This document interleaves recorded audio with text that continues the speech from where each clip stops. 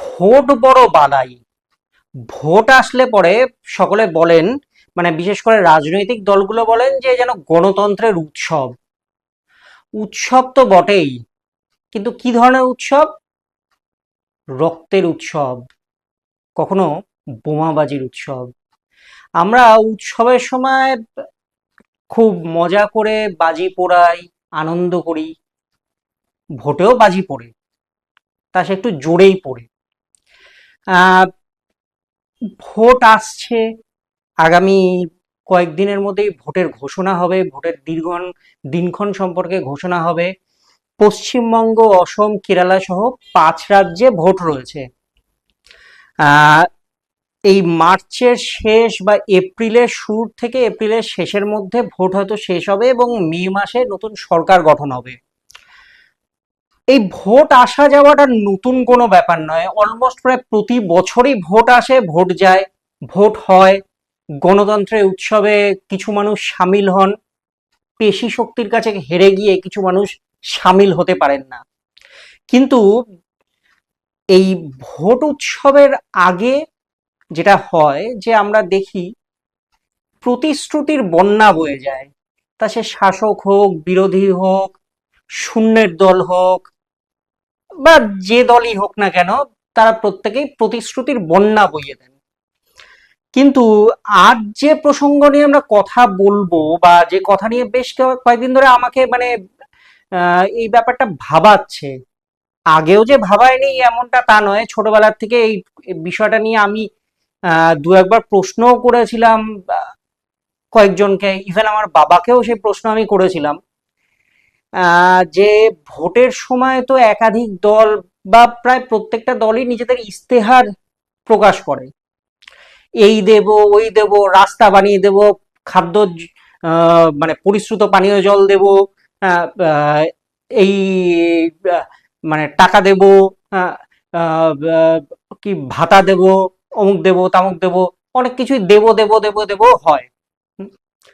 Vote সেইটার ভিত্তিতেই মূলত হয়, তারপর ভোট চলে যায়।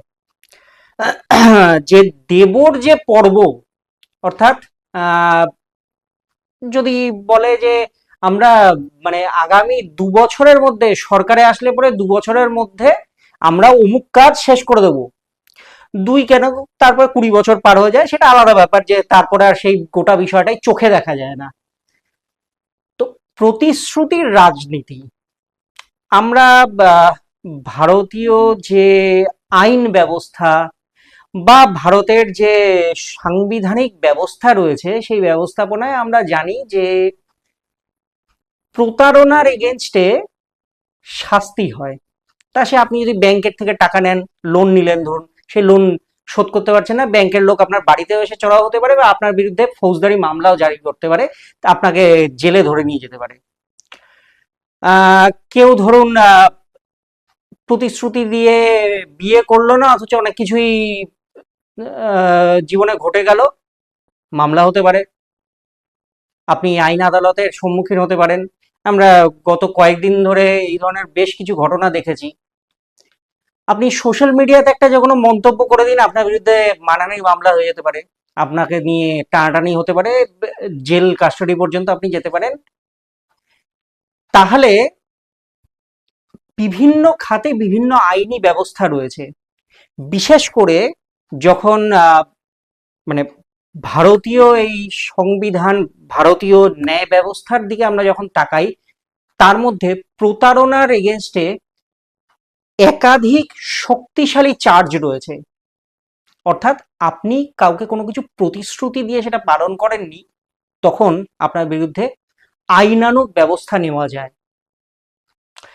সেই জায়গা থেকেই তাহলে প্রশ্ন আসে যে এই যে নেতারা সব এত বড় বড় প্রতিশ্রুতি দেন ভোটের সময়, তাহলে তাদের বিরুদ্ধে কেন কোনো আইনি ব্যবস্থা নেওয়া যায় না যখন সেই কাজগুলো তারা পূরণ করেন না? ভোটে তারা হয়তো বলেন যে আমি আপনাকে বাড়ি বানিয়ে দেব, আমি আপনাকে বিভিন্ন মানে সুযোগ সুবিধা পাইয়ে দেব, এই বলে তারা ভোট নেন। অনেক সময় দেখা যায় যে বহু রাজনৈতিক ব্যক্তিত্ব, যারা কিনা জনপ্রতিনিধি, হিসেবে তারা ইলেক্টেড হয়ে এসেছেন, তারপর তারা দল পরিবর্তন করে অন্য দলে চলে যাচ্ছেন। এক দলে থেকে এক রকমের প্রতিশ্রুতি দিয়ে তিনি আহ, ভোটে জিতে এলেন। ভোট শেষ, তাকে অন্য দল প্রতিশ্রুতি দিল যে তুমি আমার দলে এসো, তোমাকে অনেক কিছু দেবো, মানে তারাও প্রতিশ্রুতি দিচ্ছে বেসিক্যালি। তো সেই প্রতিশ্রুতি দিয়ে তাকে অন্য দলে টানলো, চলে গেল। হুম, তো এই যে প্রসঙ্গ, এই প্রসঙ্গে কেন সেই সমস্ত জনপ্রতিনিধিদের বিরুদ্ধে আইনানুগ ব্যবস্থা নেওয়া যায় না? কেন সাধারণ মানুষ আইনানুগ কোনো ব্যবস্থা নিতে পারে না? কেন তাদের বিরুদ্ধে মামলা করা যায় না? কারণ তারাও তো চিট করছে মানুষকে। এই প্রসঙ্গে আমরা কয়েকটা যদি উদাহরণ ধরে নিই, যদি আমি কয়েকটা তথ্য আপনাদের সামনে বলছি। যেরকম 2015 সালের ঘটনা, সেই সময় সুপ্রিম কোর্টে একটি মামলা ফাইল করতে যান আইনজীবী মিথিলেশ কুমার পান্ডে। তো তিনি যখন এই প্রসঙ্গে যে যে আহ, যেমনটা বলছিলাম যে এই আহ, যে ইস্তেহার প্রকাশ হয়, সেখানে যে আহ, মানে প্রতিশ্রুতির বন্যা বইয়ে দেন রাজনৈতিক দলগুলোর নেতারা, সেই প্রতিশ্রুতি পূরণ না হওয়ার ফলে সেখানে তাদের বিরুদ্ধে বা সেই বিষয়কে নিয়ে সুপ্রিম কোর্টে গেছিলেন মিথিলেশ কুমার পান্ডে। তিনি আইনজীবী। তার বক্তব্য ছিল যে একটা আইন কেন আনা হবে না যে যেখানে কিনা যে জনপ্রতিনিধি তার সেই প্রতিশ্রুতির শতভাগ পূরণ করতে পারবেন না তার সময়কালে, তাহলে তার বিরুদ্ধে কেন আইনি ব্যবস্থা নেওয়া যাবে না? যদিও সেই যে মামলাটি সেটি খারিজ হয়ে যায় সুপ্রিম কোর্টে, কেননা তৎকালীন সময়ের যিনি প্রধান বিচারপতি ছিলেন এইচ.এল. দত্ত এবং বিচারপতি অমিতাভ রায়, তারা বলেন যে সংবিধানে এই ধরনের কোনো ধারাই নেই যার এগেনস্টে বা যাকে প্রয়োগ করে এই জনপ্রতিনিধিদের বিরুদ্ধে কোনো মামলা রুজু করা যায় এই পার্টিকুলার প্রসঙ্গে। তাই জনতার আদালতেই সেটা ছেড়ে দেওয়াটা বেটার হবে, এইটাই ছিল প্রধান বিচারপতির সেই বেঞ্চের রায়। যদিও 2017 সালে তৎকালীন দেশের তৎকালীন যিনি প্রধান বিচারপতি ছিলেন জে.এস. খেহর, তিনি economic reforms with reference to electoral issue, এই শীর্ষক এক আলোচনা সভায় তৎকালীন যিনি রাষ্ট্রপতি ছিলেন প্রণব মুখোপাধ্যায়, তার সামনেই তিনি উল্লেখ করেছিলেন যে রাজনৈতিক দলগুলোকে যখন তারা প্রতিশ্রুতি দিচ্ছে সেটা যদি পূরণ না করে তার দায়ও তাহলে রাজনৈতিক দলগুলোকেই নিতে হবে। যদিও সেটা মানে বিচার ব্যবস্থার মাধ্যমে, সরাসরি আদালতের মাধ্যমে সেই কথাটি তিনি বলেননি, তাই সেটা প্রণয়ন হয়নি স্বাভাবিকভাবেই। ফলে যেটা হয়েছে যে জল যেই তিমিরে পড়েছিল সেই তিমিরেই রয়ে গেছে, গড়ায়নি সেখান থেকে আর কিছু। আমরাও যারা সাধারণ নাগরিক, প্রত্যেকবার যখন ভোট আসে গণতন্ত্রের এই বৃহৎ উৎসবে আমরা মেতে উঠি, চারিদিকে একটু বাজি পটকা ফাটে, কিছু রক্ত ঝরে, কিছু মানে ওই তুতু ম্যামের পর্ব চলে, আমরা ওরার পর্ব চলে। তারপরে যে এমনটা হয় যে জনপ্রতিনিধিরা তারা ইলেক্টেড হয়ে আসেন, কেউ কেউ আছেন যারা কিনা ওই ঘোড়দৌড়ে বিক্রি হয়ে যান, আবার কেউ কেউ আছেন যারা কিনা আদর্শ নিয়ে থাকবেন বলে টিকে থাকেন, অথচ প্রতিশ্রুতি কিন্তু পূরণ করেন না। তাই প্রসঙ্গ বা এই বিষয়টাকে নিয়ে আমার হঠাৎ মানে বেশ কয়েকদিন ধরে মনে হচ্ছিল যে কেন এই আইন আনা হয় না? কোথাও গিয়ে কি এটা ইন্টেনশনাল? কোথাও গিয়ে কি নিজেদের পিঠ বাঁচানোর একটা লড়াই চালিয়ে যান এই ল মেকাররা? তা সে লোকসভা নির্বাচন হোক, বিধানসভা নির্বাচন হোক, প্রতিটা ক্ষেত্রেই যারা আদর্শ, যারা বিভিন্ন বিষয়ের সম্পর্কে এত বড় বড় দাবি করেন, এত বড় বড় কথা বলেন, তারা কেন পারেন না নিজেদের প্রতিশ্রুতি পূরণ করতে? আর যদি প্রতিশ্রুতি পূরণ না করতে পারেন তাহলে তারা কেন তার দায় নেন না যে আমি দোষী, আমি পারলাম না ভাই তোমাদের প্রতিশ্রুতি যা দিয়েছিলাম সেটা পূরণ করতে, তার সমস্ত দায়ভার আমার। আর এই যে দায়ভার তারা যে নিতে পারেন না, এই যে দায়ভার নেওয়ার থেকে তারা যে পালিয়ে বেড়ান, ঠিক এই কারণেই আমাকে, আপনাকে, আমাদের সকলকে ঠকিয়ে বেড়াচ্ছে এই ল মেকাররা। প্রত্যেক দিন চিট করছে তারা। এই চিটিং এর বিরুদ্ধে সোচ্চার হন।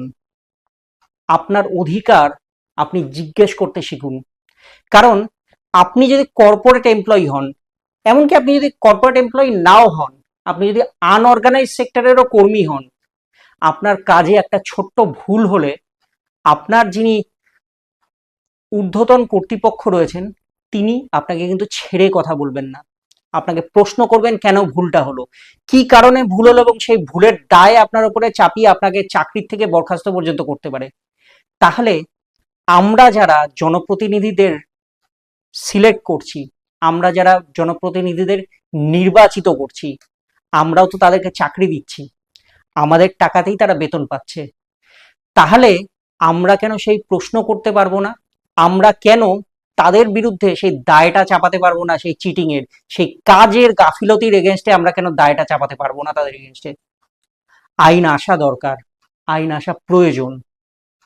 এই নিয়ে প্রত্যেকটা মানুষের সজাগ হওয়া উচিত, ভোটের আগে এবং ভোটের পরে। নিঃসন্দেহে আপনারা গণতন্ত্রের উৎসবে সামিল হন, গণতন্ত্রের উৎসবে আপনার ভোট আপনি দিন, কিন্তু তার সঙ্গে এই প্রশ্নটাও করুন, ভোট দেওয়ার পর যদি প্রতিশ্রুতি পূরণ না হয়, প্রশ্ন করতে পারবো তো আপনাদেরকে?